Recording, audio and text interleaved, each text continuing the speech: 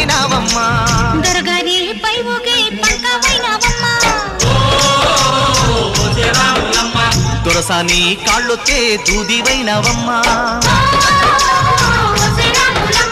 దేవుడిని వెలిగించే దివ్యమైనావమ్మా